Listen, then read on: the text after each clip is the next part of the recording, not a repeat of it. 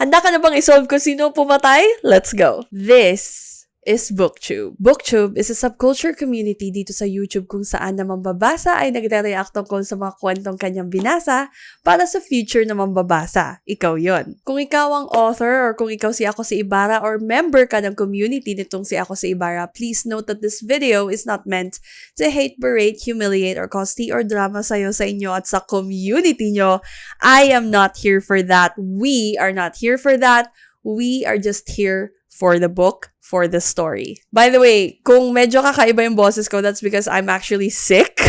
Mahaba-haba ang usapan natin dito sa Everyone is Suspect, so maglalagay na lang ako ng timestamp, or better yet, panoorin mo tong video na to in 2 times speed. So as of the release of this video, this book is currently a stand-alone. As I understand, hindi pa siya part ng series. Although, nung tinignan ko yung mismong Wattpad page nitong si Akosiibarra, meron siyang parang susunod na libro dito. As you can see, this is the book copy na niregalo sa akin ng Precious Pages at Life is Beautiful. Just in case wala ka pang pera pang bilhin nitong libro, you can read the story of from Wattpad. I'll put the links down below. This book came out this year, ng 2024, during the Philippine Book Fest, or what we call PBF. The author of this book is Rainlander Musni, or also known as Akosiibarra. There's no specific date sa Wattpad page nitong si Akosiibarra kung kailan niya mismo ginawa itong buong story, but according to the chapters listed doon sa mismong Wattpad niya,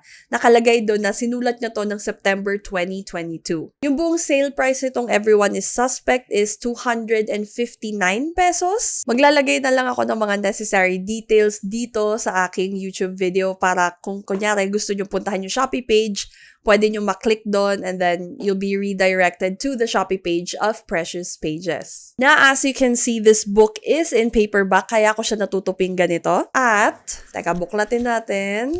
This is what it looks like as a full cover spread. As you can see, dito makikita natin ang title at pagdating naman dito, napakalinaw ng spine. And then of course, we have this very short summary dito sa likod. What can I say about the cover? Well, it is still in matte finish. Ang size naman itong book is 4.17 by 6.73. That is, I suppose, a pocket size book. So you can bring this with you anywhere. Itong libro na to, may mga kasama tong inclusions, but unfortunately, hindi ko na siya mapapakita kasi nandun na siya sa aking wall.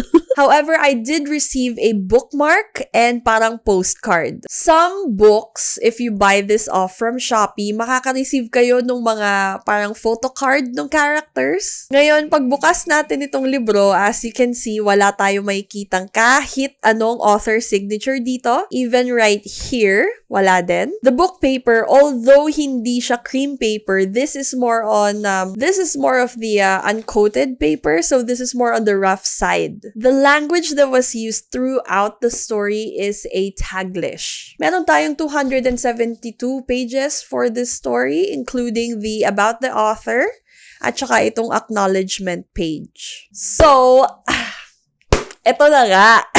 Nagtataka ako, bakit walang content warning na nakalagay dito sa buong libro? Kasi if you go to the Wattpad link, links down below, if you go to the Wattpad link nitong si Akosiibarra and you go dun sa mismong story niya ng Everyone is Suspect, makikita mo dun na naglagay yung author ng trigger warning, content warning, the works. Pero, kahit saan ko tignan dito sa loob ng libro, walang nakalagay na trigger warning. Tandaan natin na this is a murder mystery story. A character died in this book. And for some reason, walang nakalagay na kahit anong content warning, kahit ayan o, wala yan. Walang nakaprint dito na may trigger warning. Kahit dito sa copyright page nila, wala. So yes, there are mature content dito sa story na to. We have drugs, addiction, crime, family conflict, forced actions, grooming, victim blaming, homicide, ano pa ba?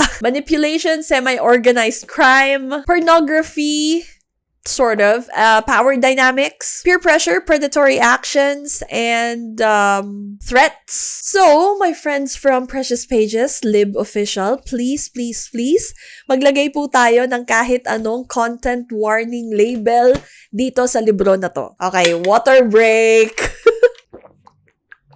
For the whole story, we do get multiple narrators kasi nga, in this story, they're trying to figure out kung sino yung murderer, sino yung pumatay. For the rest of the story, everything is under the first-person POV. Since lahat ng characters dito sa libro na to, they are trying to recollect or share yung version nila nung events na nangyayari dito sa story nung alleged murder. Alleged! Dito sa libro na to, you will get 24 chapters, 1 prologue, 1 epilogue, and wala kang makikita dito na special chapters. Nakikita mo ba yan? Meron akong parang murder wall ko dapat talaga yan. But, I figured na hindi ko naman talaga kailangan ng murder wall for this book. So, yeah, isa yan sa mga tatanggalin ko. Let's talk about Detective Just. Ano bang basa nyo sa kanya? Detective Just or Juste? I don't know, pero Just lang ang tawag ko sa kanya. So, at the beginning of this story, we are first introduced dito sa character nitong si Detective Just. He is a man of justice. Pero dahil isa siyang man of justice, palagi siyang pagod. Yung first and second paragraph sa chapter 1, it gives us a certain perspective kung gaano siya kapagod at saka kung gaano siya ka-enthralled dun sa work niya. Which honestly, I think that's sort of fun to see yung side na yon ng mga police detective.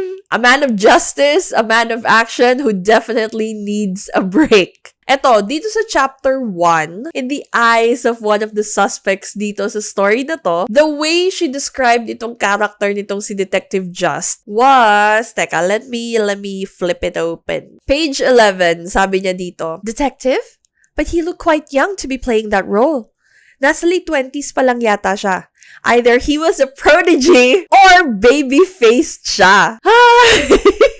I hate the word prodigy. Wag mo ako pansinin. It's just a thing. It's just my thing. I don't think he's a prodigy though. Sobrang nag-eye roll ako the moment na nabasa ko yung word na yun to describe this man. Here we are describing a physical aspect, a physical attributes nung isang character. It doesn't make sense to assume that someone is a prodigy dahil lang babyface siya at first glance. You use the word prodigy when you are trying to describe yung trait, yung aspect, yung quality, and yung skill ng isang tao. Not a tired man in his late 20s. Okay, wala tayong masyadong background na nakuha dito sa story na to about Detective Just. Ang alam lang natin is, he cares. Actually, I think he cares too much dun sa mga cases na hinahandle niya. Merong interesting na part dito na sinabi si Verity about Detective Just. Teka, hanapin ko lang. It's more of a memory pa nga eh. Teka ha? Anyway, it's somewhere around dito sa story na to.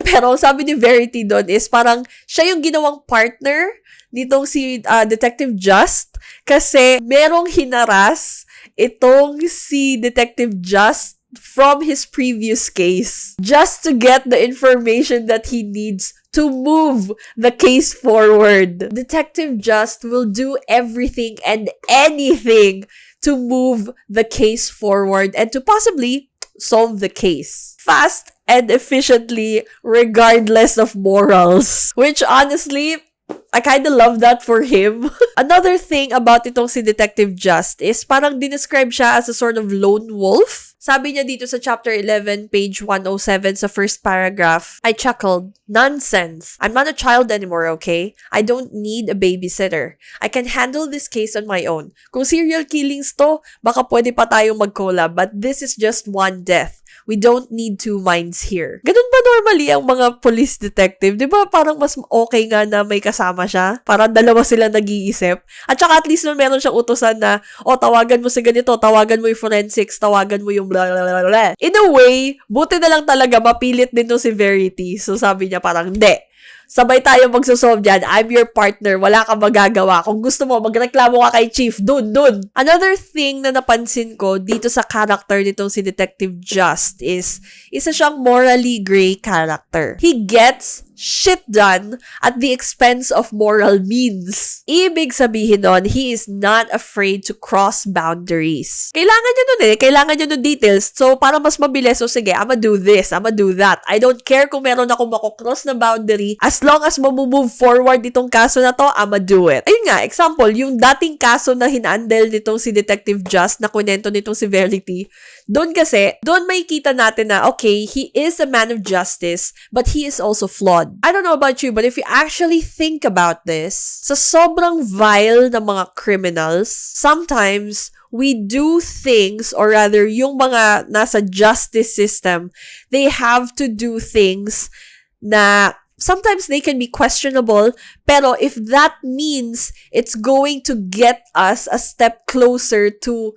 solving the bigger picture, gagawin nila yun. So, ito si Detective Just, he is a morally gray character. He is not evil, but he is a necessary evil when he needs to be one. Let's talk now about Anastacia. For the sake of this video, tatawagin ko na lang siya Stacy, okay? So, ito si Stacy, part siya nitong university theater group. She is a starry-eyed, aspiring young theater actress. And dito sa story na to, she's in a relationship or sort of magsisimula pa lang sila ng relationship with this guy. His name is Cole or Coleman. Whatever, I'll just call him Cole. So, alam mo yon, she's exploring. Anastacia or Stacy is weighing herself doon sa mundo na ginagalawan niya. And another thing is, she came from a good family. Mababasa natin yon doon sa interaction niya with her mother. Mababasa mo doon na they're quite close. So, dun pa lang, maiintindihan mo na, okay, maganda yung mother-daughter relationship nilang dalawa. So, laking gulat ko na lang kasi nung binabasa ko yung POV, monologues, dialogues nitong si Stacy, napaisip ako, how can a sweet and expressive young lady such as Stacy end up in the clutches of a violent, evil man? We see that she grows up from such a loving environment. So, mapapaisip kayo na, bakit ganun? Ano nangyari? How did she fall into the hands of this man-child? And then I remember that I looked at these notes. These are my notes from during that time na tumulong ako dun sa isang NGO that supports yung mga abused na mga batang babae. Actually, mga bata in general at mga young ladies. The thing is, manipulators know na pag nakita ka nila or nakausap ka nila, naka-interact ka nila, they already know na you are prey. You can be their target. Na para bang, this is going to be easy for me to manipulate. Unfortunately, yun ang naging problema dito sa character nitong si Anastacia. She is... Well, I really wouldn't say that she's too good for this world. Pero siya sinabi dito sa book na parang alam niya yung ginagawa niya. That's not true. She does not know what she's doing. Kaya when this fucking evil, vile bastard saw her, immediately, I think, ang naano na niya is, wait, I could use this girl. I can manipulate her. She could be mine. The works. Kinuha nung character na yon yung chance to be closer to her, and then he took advantage of her sweetness, her kindness, all that jazz. She is in fact, a victim. Kasi she was groomed eh. If you actually read and understand what you read, dito, she was groomed. Kasi it was not a secret na meron siyang physical relationship with her mentor. Noong una pa nga nagtataka ako na bakit proud pa siya? Parang, oh, yeah, we have this sort of quid pro quo relationship. Tapos parang, Miss Bob! Second year uni student ka na tapos ganyan ka pa mag-isip? I'm like, gano'n ka ba ka-sheltered? She has an unprofessional relationship with someone she kind of works with. When I say work, I mean yun dun sa theater group nila. I say her experience is one of those horrifying ones. Kasi her mentor, or yun nga, yung ka-relationship niya is someone that everyone in the university trusts. Someone that everyone would willingly go to and ask their advice or whatever. Basta, sobrang tiwala nila dun sa character na yon. So, dun pa lang, napaisip ako na parang, okay, I like that Akosiibarra wrote that character in a position of power. Because that shit's grounded. Here we have a polished, pretty princess pero hindi niya alam na most of their interactions is grooming. Ginugroom na siya. She is being used herself. She thinks she knows better, pero ang totoo nun, hindi. Kasi the relationship is biased. It's a faulty, fucked up, flawed relationship that I absolutely hate. Pero, of course, we all know that if something, or rather a taboo topic, it was introduced to a story, minsan talaga kailangan mailagay yun doon in order to move forward the plot. Para, by the end of the story, malalaman mo yung macro or yung buong lesson nitong libro na sinulat ni Akosiibarra. So, no hate sa author, please, for fuck's sake. Kailangan lang talaga niya maisulat yun kasi nga, yun yung, kumbaga parang part yun nung character arc for that specific character. Medyo nahihirapan ako magsalita pero bear with me on this. So now let's talk about Cole. So si Cole, siya ang bagong boylet nitong si Anastacia. I think Cole is a resident baby girl. He's funny. I mean, at least I find him funny. At isa siyang captain of the Clark University's basketball team. So, he's that jock. He's that guy. Ang saltik nitong character na to is, apparently, spoilers! Dadatachoy ko na nga, fuck it. He likes drugs. He does drugs. Noong una, ilang beses sinabi na, oh, because he's rich, that's why he's doing drugs and all that. He can do it because he's basically, his whole life was given to him in a silver platter. Pero for me, Cole is more than his persona, the captain of the team. He's that guy, he's that jock, he's a rich kid, whatever. He is a complex character na sinulat with a complex history. When you finally read yung chapter, yung focus chapter nitong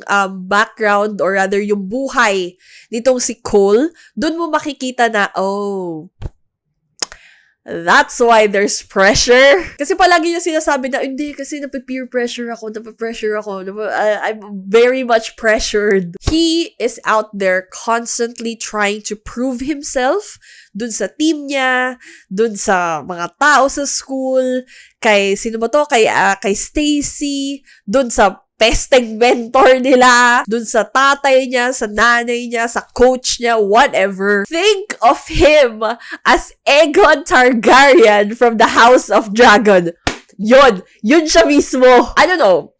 It wasn't mentioned here, pero if we're gonna go deep dive talaga dun sa character niya, I think in his brain, he's probably thinking na, oh, I'm the captain. I have to be this guy, this sort of jock. No one is going to believe in me but myself. Doon sa mga audience ko na nakaka-experience ng ganun, your feelings are valid. I will never understand what you're going through kasi hindi naman tayo parehas ng upbringing, but it's really sad whenever a child would have that sort of mindset that they have to constantly prove themselves to a lot of people whose opinions and ideas does not really have any value doon sa buhay nila. No child should ever go through that mindset and emotion wherein they're gonna start thinking that I'm not enough. Like, everything I do is not enough. Because just know that you already are.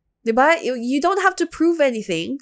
You just have to be you. You just have to enjoy yourself. Enjoy your life. Pero, ayun nga, dahil nga he's so used to the distance na meron siya and yung tatay niya, which is someone who he looks up to. Kasi siya yung paternal, diba? Siya yung parent, siya yung father. That distance between a family member na you trust and you want to get your approval from, doon nagsisimula yung toxic dynamic sa isang family. Yung constant need mo to get their approval. In a way, sometimes, our parents are our first bullies. So, as you grow up, dala-dala mo yun. Kaya, when you are introduced into this society where people are shallow, and people are constantly going on about, oh, what's going on with your life? Anong bago sa'yo? Parang, here you are, you're gonna try to prove them na, oh, I'm this and I'm that, I have this and I have that. Kasi nga, you're constantly trying to show people na you are something, when in reality, ikaw sa loob mo mismo, ang tingin mo sa sarili mo is, I'm not enough.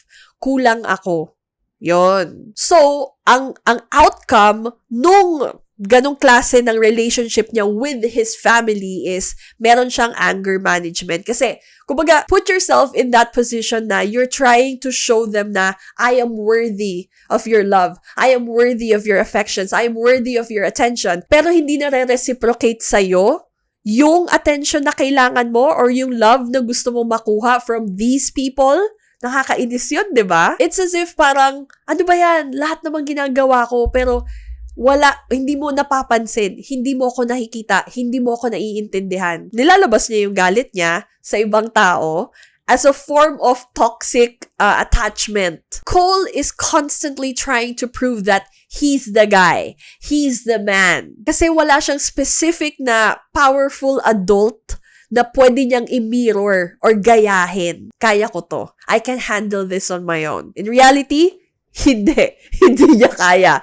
That's how he ended up, once again, doon sa clutches nga, nitong fucking asshole na mentor nila. So, through that character, through that vile mentor that they have, nakita niya, bilang isang predator, nakita niya na, I'm gonna tell this kid, it's okay. I'm gonna be that father figure para dito sa batang to. Sort of father figure pala. Kaya yung interaction nila is somewhat like, I trust this man.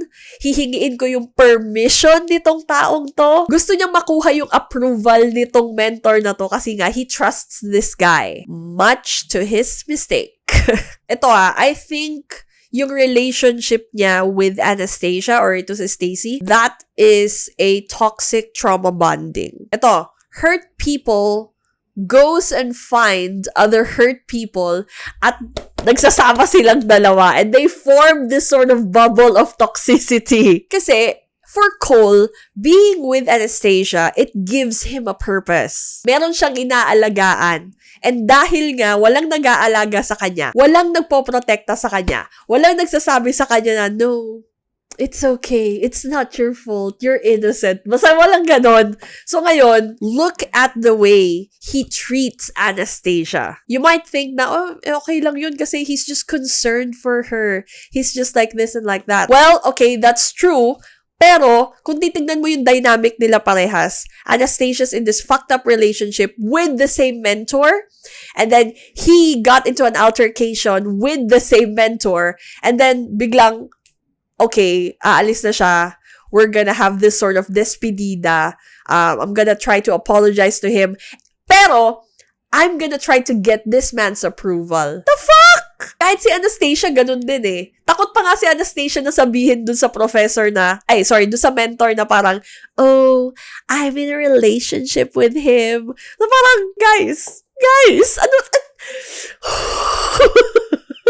In fairness talaga dito kay Akosiibarra, he doesn't fail to elicit some sort of emotional hook kapag nagsusulat siya ng story. Minsan talaga parang, Okay, so now let's talk about Beatrice. I feel like Beatrice is one of those people na magsasabi na, magandang taste ko sa literature. Hindi ako nagbabasa ng Wattpad.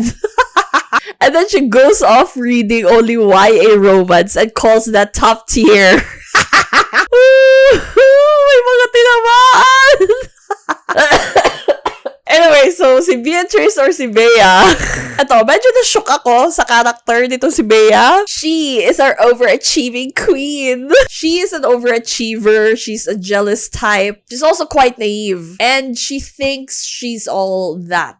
Hindi naman siya mayabang. And alam niya kung paano niya dadalihin yung sarili niya. Pero it's just obvious with how she sort of like describes yung self-importance niya as a member of the university student council of sorts. Kung paano niya i-describe yung momentous responsibilities niya. Kumbaga parang, responsibilities!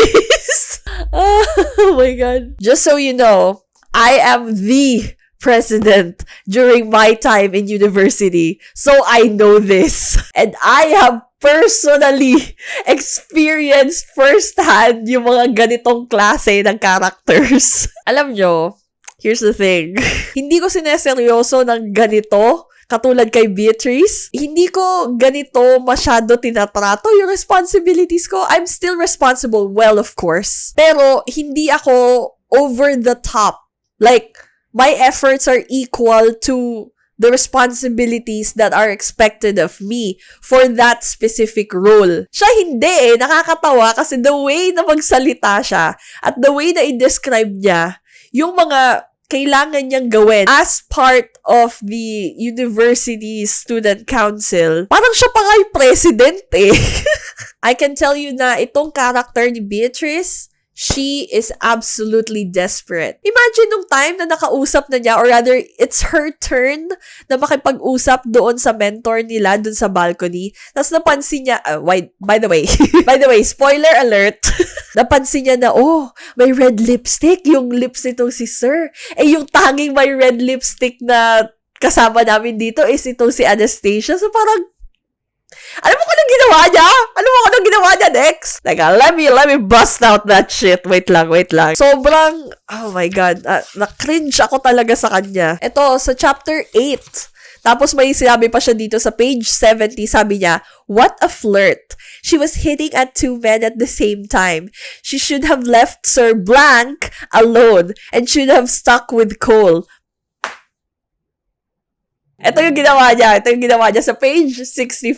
During this time, sila yung magkasama doon sa balcony. Tapos sabi niya, no, nothing. I moved my head toward him and went for a kiss. Our lips locked for a minute. This might be the last time. Bitch, come on! Ewan ko kung makikita dito, pero ayan, yung mga notes ko dito, parang, girl, you're such a fucking hypocrite. Sobrang hypocrite nito si Beatrice. Sabihin pa niya na, no, I'm not jealous. I'm not jealous of that actress. Pero sa totoo nun, sobrang inggit siya. Kasi the mentor is giving more attention kay Stacy rather than her. Tapos may sinabi pa siya dito na parang, hindi naman daw niya type yung mentor nila na yon because of his looks. At best, ang average daw nung itsura ng mentor na yon. Tapos ang nagustuhan daw niya is yung brain. Yung brain daw ng mentor. That the mentor is like this and like that. The access. So in a way, binabash niya ang ating girly na si Anastacia, pero siya mismo is an absolute fucking hypocrite. Thou shalt not stain the name of my baby girl, Anastacia. Albeit, yes, very flawed si Anastacia, pero at least hindi siya hypocrite. Beatrice is fucking stuck up. She's so stuck up. She is in it for the power. Whatever access na pwede niyang makuha dun sa mentor nila na yon, gusto din niya yon. So, kung pagko-compare ko silang dalawa, nitong si Anastacia and ito si Beatrice, I say the worst character between the two of them is Beatrice. Kasi si Anastacia, she's groomed. Ito si Beatrice, yun nga, the power of choices. She had a choice between saying na, I fucked up, na I did this, let's find a solution dito. And yet, nung prinesenta sa kanya, nitong mentor nila na, it's okay. You can brush that up your shoulders. It's already done. I got this. Alam niya na mali. She had a choice. Pero dahil nga, natuwa siya dun sa access na yun na parang, he can do that? I'm a support. I like that for me. In a way, no excuses para sa akin. I cannot find an excuse para dito sa character ni Bea. Beatrice, I think, needs to get her head out of her ass. She wants to be recognized for her skills. Unfortunately, that naivete of her caused her to be part of this toxic predatory cycle na meron itong grupong to. Once again, all predators know kung ano yung kahinaan ng mga tao, and they're gonna use that against you. They're going to eat you up in your own game. He knew what Bea needed. He knew what Bea wanted. So that's what he did. That's what he showed her. And the moment he did that for her, her choice was, I'm not going to reveal what happened. I'm not going to do anything about it kasi ginawa na nga niya ng paraan. Ginawa na niya ng paraan. And dahil doon, I'm going to support this man. I don't care. He saved me. He is my savior. The least I can do is like kiss this man, give him this, give him that, ask for his permission because unbiased daw ang kanyang opinion. And I'm like, girl, sweetheart. Kung ganyan ka na ka-corrupt, ngayon pa lang university level, what more pa kaya kapag nagpunta ka na sa corporate world? Is she a victim? Yes, she is still a victim. All of them are victims, actually. Nakalagay dito, everyone is suspect. No, everyone's a victim. yun dapat ang title nitong libro na to. Everyone's a victim. All of them needed saving. Sobra na bang halata na hate ko yung mentor? Desmond. Whew! Desmond! If you're part of my Facebook community, mababasa mo doon. Isa sa mga reading updates ko doon about everyone is suspect. May nagtanong sa akin doon, Ate Karla, sino yung parang pinaghihinalaan mo between, you know, the characters of the story? Ang sabi ko doon, Desmond and Bea. Page 76 pa lang ako. Desmond and Bea. So, Desmond is our resident crime documentary sleuth. He's a sleuth! Which, okay, teka, kailangan ko kalmahan yung sarili ko. The moment he said what he said on page 74, I'm like, this is too fucking convenient. Sabi ko sa kanya dito, I'm on to you, sir. I'm on to you. Alam niyo, paano ko ba i-describe na mas maayos to si Desmond? Okay. Alam niyo yung mga barkada nyo, or rather yung mga kilala nyo, or mga friends nyo, classmates nyo. So you guys watch the movie, and then after you watch that movie, paglabas nyo ng cinema, paglabas nyo ng theater, parang biglang magbabago siya ng ugali. Or rather, basta there's something about them that's going to switch. And then the next time na magkikita-kita kayo, iba na yung vibes niya.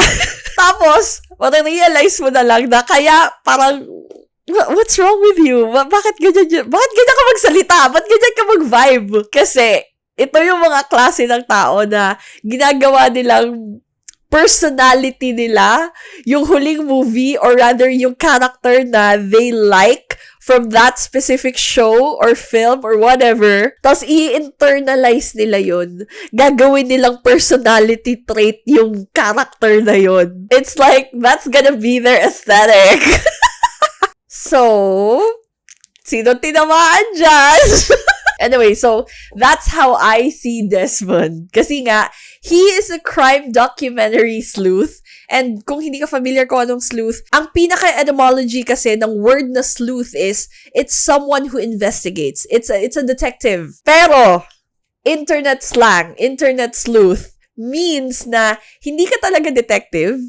You just saw or read or whatever, na nakikinig ka ng crime podcast, na nanonood ka ng mga YouTube crime documentaries, and then eventually you go into this rabbit hole tungkol dun sa crime na yon, and then the next thing you know, you're gonna start talking like you know what you're saying. Ganun yung vibe nitong si Desmond. I'm just gonna say it. For me, I think Desmond is trying to be, paimportante siya. I think nagkaroon lang siya ng relevance sa akin nung chapter 21. He is a weird guy. He's the weird guy. Pa-mysterious siya, pero you see right through him eh. I read right through him from chapter 8 to 10. Ganun siya ka-predictable as a character. And I already called Desmond's bullshit no page 76. So, yeah! In fairness naman, sa character nitong si Desmond, kung i-compare ko siya between siya and si Cole, he is his own person. Kasi, when it already came to the part where he had to choose between loyalty and doing what's right, he did what's right, not what's expected of him. And I suppose, isa din dun sa nakadagdag dun sa charm ng character nitong si Desmond is, when he did the right thing, he wasn't well aware na tama yung ginawa niya until everything went down. Until the police station na parang napaisip siya na, I'm just gonna keep my mouth shut. And I'm just gonna let the other characters do their thing. Saka ko na lang sasabihin yung alam ko information kapag relevant na siya. So, in a way, matalino din naman to si Desmond. There is another character dito sa libro na to who is absolutely relevant sa buong plot. I would say he's the key character to all of this. Pero, I'll let you figure that out for yourself. So, you can read the story online or you can buy this book. It's entirely up to you. Themes of the story. I say the mystery, or rather yung pagka-mystery na genre nitong libro na to, this is better than some of the Wattpad stories that I've read in this channel. Obviously, alam nitong si Akosiibarra kung ano at sino yung audience niya. I say, if you are looking for a casual interaction dito sa crime mystery genre, you can start with this book. The story is mostly focused on the characters, or rather yung students sa isang university, which is somewhat on brand. Kasi di ba si Akosiibarra, nakilala siya from Project Loki. So, eto, similar to dun. If you are into this kind of nitty-gritty, sort of noir, crime, mystery, and chaotic suspicions against each and every character, go ahead. You can read this book. Predatory manipulation. I like how Akosiibarra weaponized that taboo topic for his younger audience. Kasi, I don't know if you're well aware na merong mga predators among the Philippine Wattpad community. These people will always be nice, promising you na bibigyan ka ng libro, bibigyan ka ng regalo, bibigyan ka ng whatever, tutulungan ka sa ganito. I don't care, basta mga ganon. So, once again, ayun nga, dito, diniscuss yun ni Akosiibarra, and I think that yung macro message na yon for his younger audience and his audience in general is such a power move, and I think that that's respectable. I can respect that author. I will follow that author. Nilagay niya itong predator into a respectable, trustworthy, high position of power dito sa story na to. Some predators are going to act like they're all that. Pero in reality, sobrang insecure nila sa sarili nila. Sobrang wala silang kung ano mang pinagmamalaki nila. It's not real. It's superficial. It's delulu. Through this book, it's a sort of PSA na mag-ingat ka. Mag-ingat ka sa mga tao na inaalaw mo sa circle mo. So, tandaan, kung ayaw maging statistic, mag-ingat. Ayun, another theme here is the power dynamic. Sabi ko nga kanina, nasa position of power yung predator na to. Yung unprofessional relationship nung key character na yon with all of these students, the way he groomed them, the way he manipulated them, the way he did all of those vile things behind their backs without their knowledge and without their consent, dun pa lang parang shit. Oh my God. He is so sure, napaka-confident niya na one day, magagamit niya to against all of these characters. Hindi natin alam kung kailan. Kahit yung characters mismo sila din yung nagtatanong na, shit, kailan niya planong gamitin sa akin to? Sure siya na pag lumabas yon, itong mga batang to, wala silang matatakbuhan. Kasi, for some fucking reason, some adults, they don't believe the voices of the victims, the younger victims. And yun yung nakakatakot. Something na nandito din sa story na to. Eto, victim blaming. I was ready to throw hands. Oh my God. Page 160 to page 161, last paragraph. Nung una, I was like, what the fuck? Akosiibarra, is this really your tone? Is this really how you write? Yun yung una. I was ready. I was absolutely ready to DNF the fuck out of this book. Detective Just was ready. He was ready to manipulate shit. Talagang ready siyang gamitin yung evidences na yon against these students para lang magkaroon siya ng suspect. So I'm like, sir, that is suggestive evidence! Lalo na kasi there's no consent. But no, Master Chief. This Master Chief Detective Just was ready to risk it all. Ewan ko kung nakikita dito. Pero nakikita nyo yan, ha? Nakikita nyo yan? You see the reds? Do you see the reds? Until lumabas a green flag. Lumabas a green flag sa page 176. So I'm like, in Akosiibarra, I trust. If there is a male author that I can trust my audience with, it's Akosiibarra. Kasi at least, alam ko na itong mindset nitong taong to is he's not into victim blaming. And honestly, good for him. Oh my God, thank you, Lord. The last one of the themes is peer pressure. That is evident dito sa character arc nitong si Cole. So how do you know if you are experiencing itong peer pressure? Number 1 is you feel uncomfortable saying no to certain situations. 2, you're compromising your own values. 3, ito, normally ko to nakikita sa mga teenagers. You change your behaviors to please other people. It's happening online, it's happening in schools, it's happening face-to-face.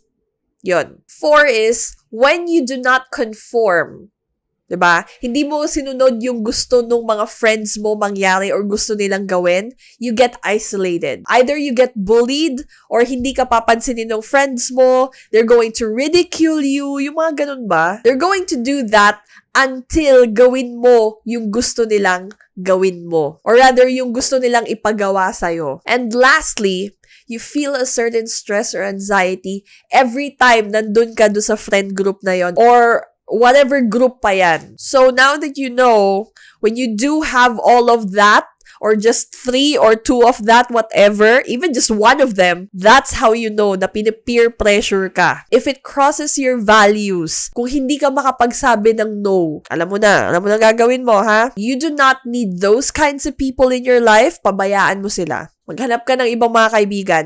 You don't need that shit. Okay, now it's time for the rating. Let's go. My personal rating for this book by Akosiibarra, Everyone is Suspect, is 3 out of 5 stars. Yes, I'm bringing back the star ratings kasi madami sa inyo nagsasabi sa akin ng, Ate Carla, please, pakibalik na po yung star rating. Gusto ko po kasi talaga malaman kung ano yung star rating mo. So, there you go. But, there is a but na kasama dito. From 3 out of 5 stars, I will deduct 1 star because of the quality of the book. Throughout nitong libro na to, napakarami kong nakitang mga errors. Nakikita mo ba yan? Nakikita mo yung mga spaces na yan?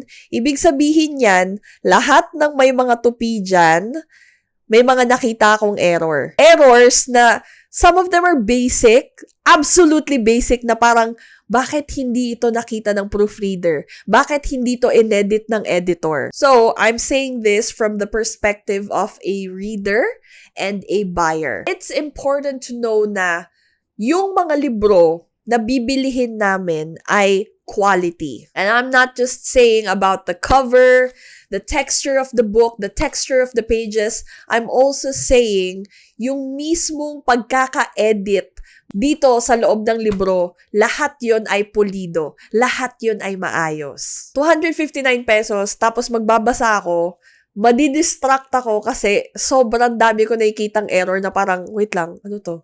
Meron na naman? Page 5 pa lang, teka, nasan ba? May nakita na ako kaagad dito na error. He better learned how to write legibly.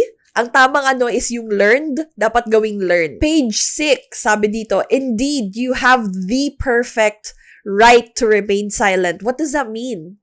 What do you mean? The perfect right to remain silent? So, delete dapat yon. It's supposed to be like, the right to remain silent. I posted a Facebook post about this. And just to remind everyone na yes, this is actually a sponsored video. Binigay sa akin to ng Life is Beautiful at Precious Pages. They gave me a whole bunch of books to review, to read, and to check because they trust my judgment. They trust what I have to say. Hindi ka naman bibigyan ng isang brand kung wala silang tiwala sa'yo. Para dun sa mga nagdi-DM sa akin na, oh, you're a basher, you're like this and you're like that. You don't even know me, darling. That's the reality.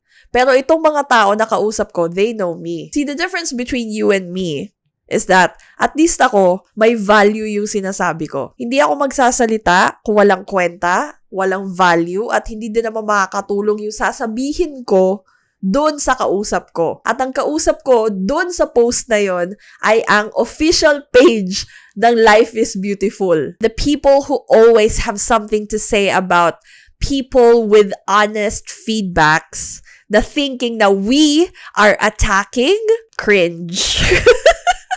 Honestly, bless you. Bless you. Yeah, you know what? Maghanap ka ng kausap mo. Some of the people from that post, and yung may mga nag-DM din sa akin, they were the one who pointed out na minadali nga daw itong paglabas nitong libro na to in time for the Philippine Book Festival. Which actually makes sense sa akin kasi naalala ko, one of my conversation with Erich is that sabi niya sa akin, yung ibang books daw is ipapadala na lang kasi hindi pa ready. Yon. So, nung naalala ko, sabi ko, oo nga. Kaya ngayon, I'm hoping na sa reprint, magiging maayos na yung susunod na version nito. Kasi this is just the first printing. And I'm sure through this video, maiintindihan ng publisher na, okay, we can improve on this. Kasi everything has room for improvement. Everything can be improved. That's why I'm here. The original star rating here is 3 out of 5 stars. Pero dahil nga doon sa mga errors na pwede nyo pang i-improve sa susunod na print, for now, I'm just going to rate this as 2 out of 5 stars. Kung hindi mo pa nababasa itong story, balikan mo ako pag nakabili ka na or kapag nabasa mo na siya online, tapos mag-usap tayo. I wanna know what you think. Who do you think is the murderer dito sa story na to? Let me know in the comment section. So that's it, and I am absolutely sorry for my voice. Naulanan kasi ako, kaya ganito yung boses ko. So, thank you so much for being patient with me, and I'll see you guys sa susunod na video.